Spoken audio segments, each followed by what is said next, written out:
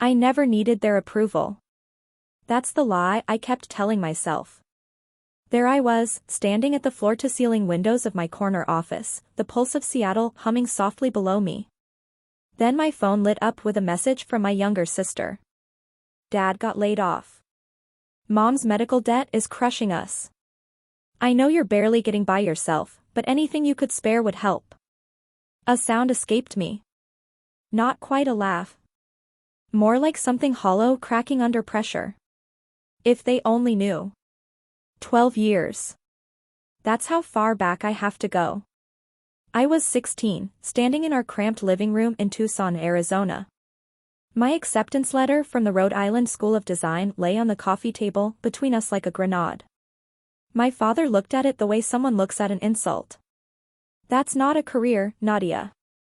That's a fantasy dressed up in fancy paper. He actually waved the letter in the air. Like it offended him personally. My mother stood near the kitchen doorway, doing what she always did during his storms. She disappeared into herself, leaving me completely exposed. I have a partial scholarship, I said quietly.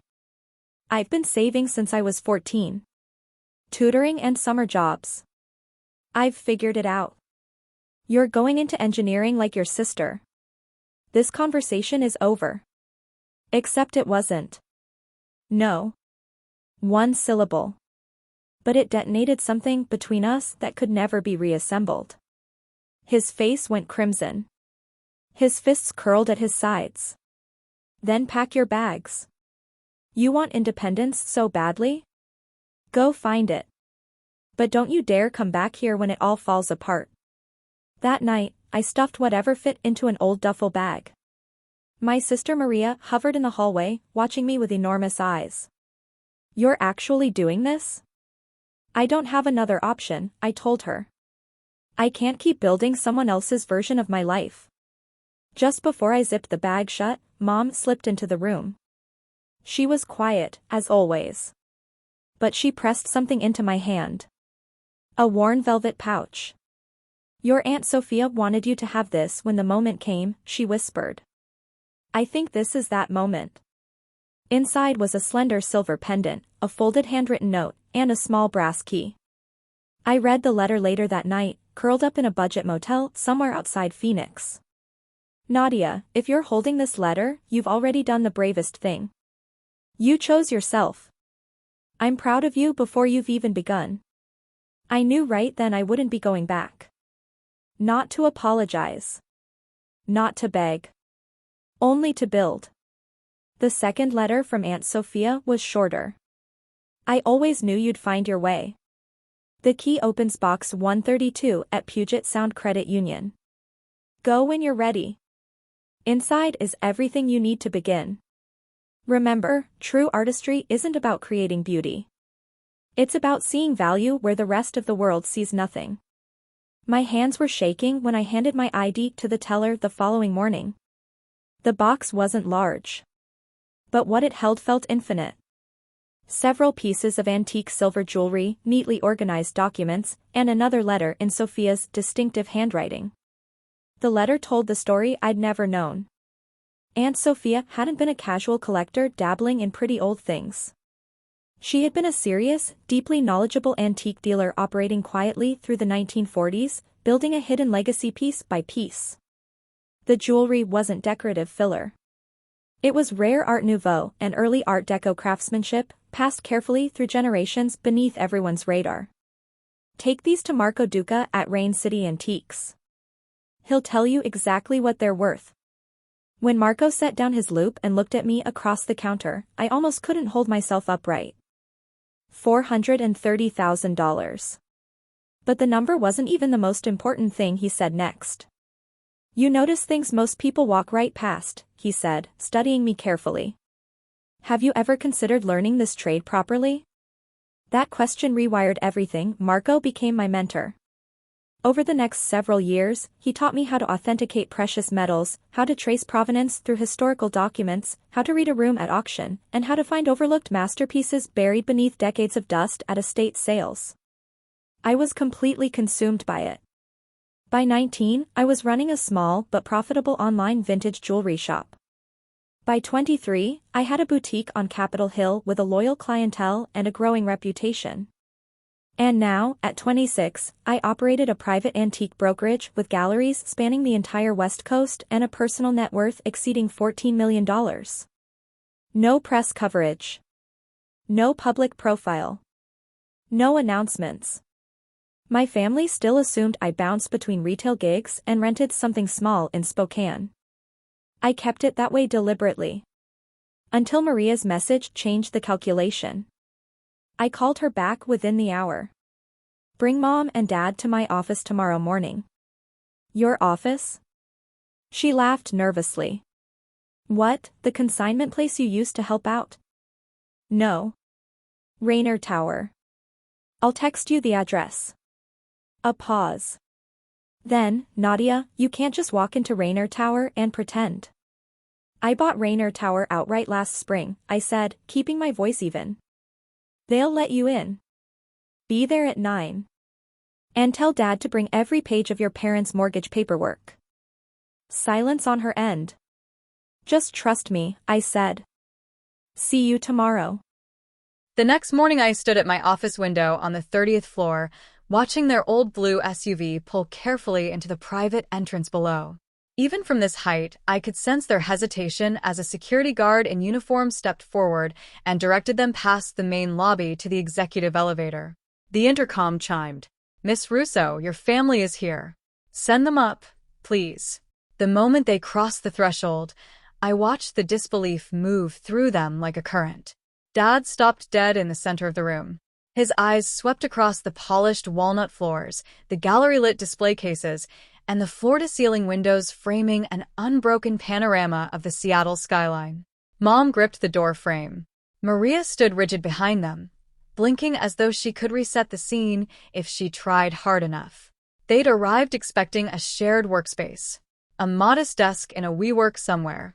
Not an executive gallery office containing Art Nouveau sculptures, cases of signed antique silver, original estate furniture, and a rosewood desk that had once belonged inside a Rockefeller property. Nadia, Mom breathed. Her voice was barely there. What is this place? This is my office, I said simply. Welcome to Russo Fine Art and Antiquities. Dad's face moved through confusion, then disbelief, then something harder. You work retail, he said, jaw tight. You live in a studio apartment. You post pictures of microwave dinners. I walked slowly to the nearest display case and rested my fingertips lightly on the glass above an Art Deco brooch I'd once purchased for $700. I'm the CEO and founder of the largest private antique brokerage on the West Coast, I said. Those posts were a performance. Carefully maintained fiction. Maria's mouth opened. Nothing came out. The tower, she finally managed. It's mine, I finished. Technically, it belongs to the firm. But since I own the firm entirely, that amounts to the same thing. That's when Dad's composure broke. You hid this from us? We're your family, Nadia. We had a right to what? I cut in, my voice steady and quiet. Watch me succeed? You made it very clear what you expected of me. I returned to my desk, sat down, and nodded toward the folder he was holding. Let's talk about the mortgage. The room went silent. His anger deflated into something I hadn't seen on his face in a decade. Mom reached out and touched the edge of my desk, running her fingertips along the surface, as if confirming it was real. And if you think that was a charged moment, I would have said if this were that kind of story, just wait. I turned my laptop screen toward them without any ceremony. Since we're past pretending, here's my current account balance. $14,236,542. Mom made a sharp sound and pressed her hand to her chest. Dad's grip on the chair arm went white.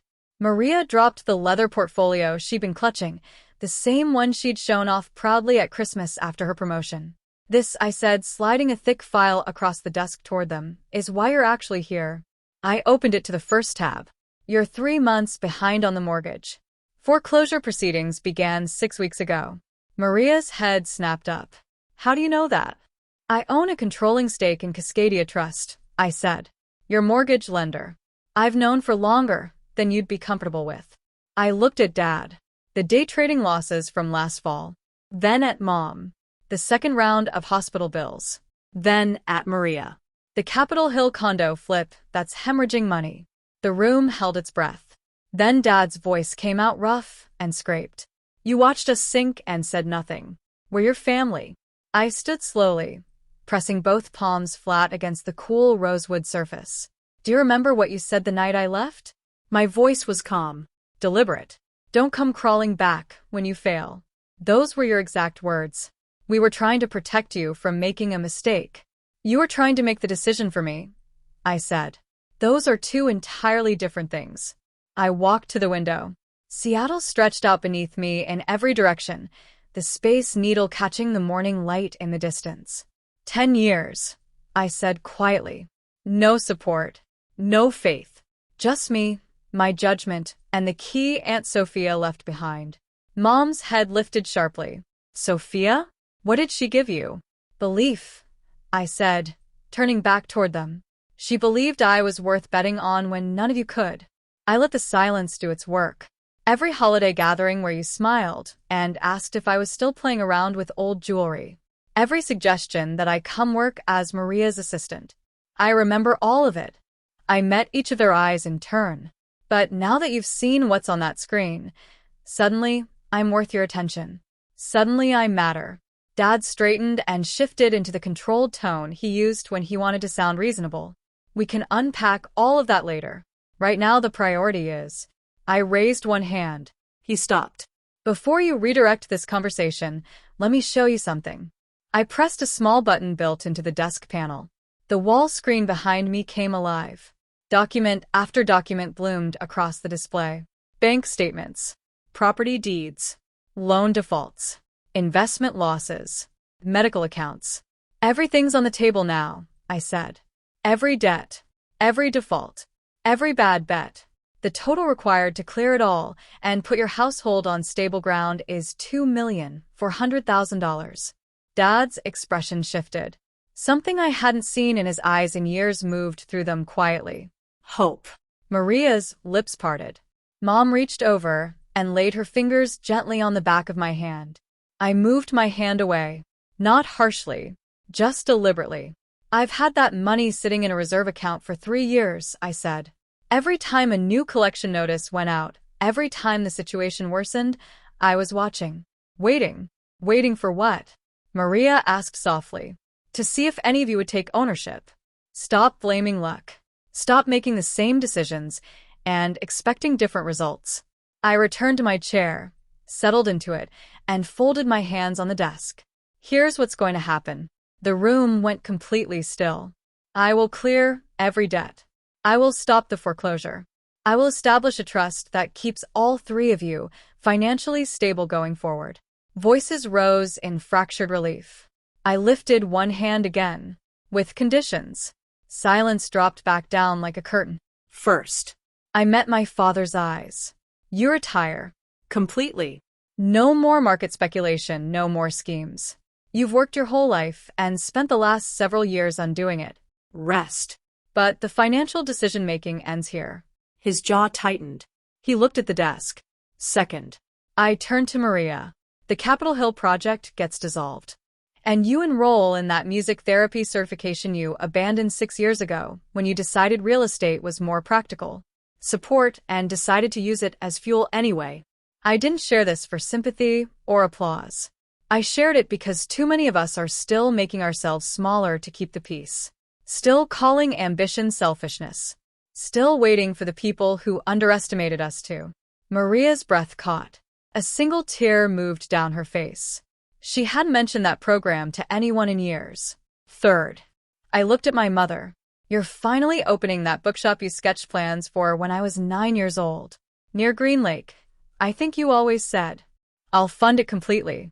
Mom pressed both hands over her mouth. And fourth, I said, and my voice dropped lower. We go to therapy together. Every week. Because this family's problems were never actually about money, and we all know it. Dad inhaled sharply, ready to deflect. But Mom reached over and placed her hand quietly on his arm. All of it, she said, looking at him steadily.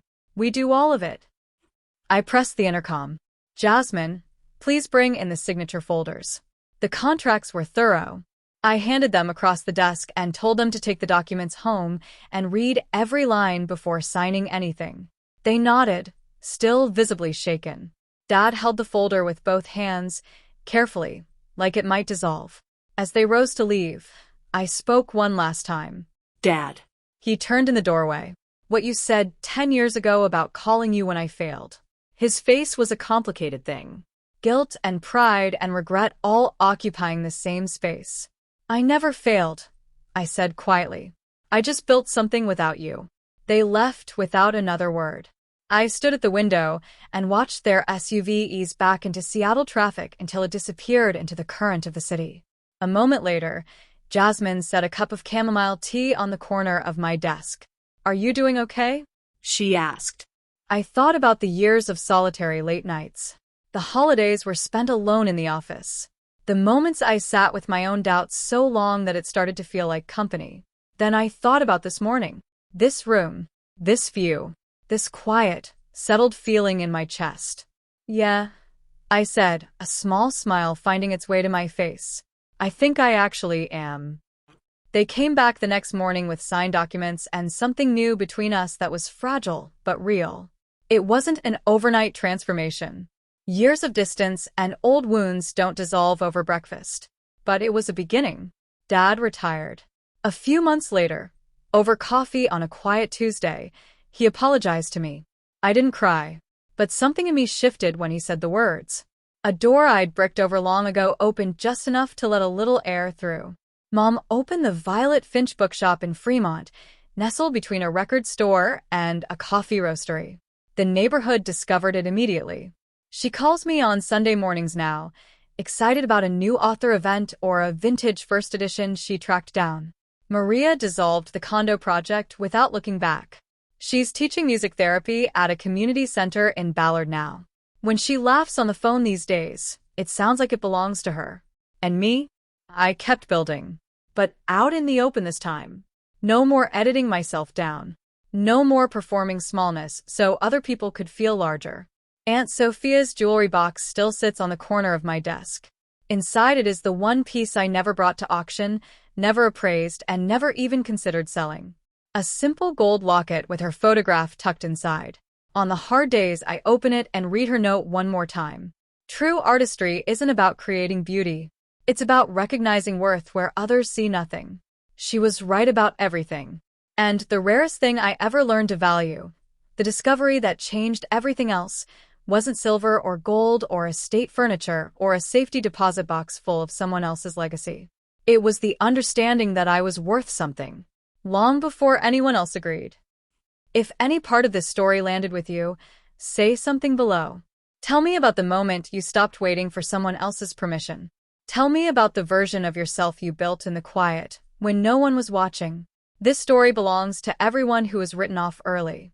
Everyone who was handed doubt instead of finally see us before we let ourselves be seen. Stop waiting. You don't need a witness to begin. You don't need their blessing to become something real. And you don't need their validation once you do, because by then you'll already have your own. Keep building. Keep going. The quiet work adds up. One day you'll look up and realize the view from where you're standing is everything you worked for, and the only opinion that ever mattered was the one you had about yourself.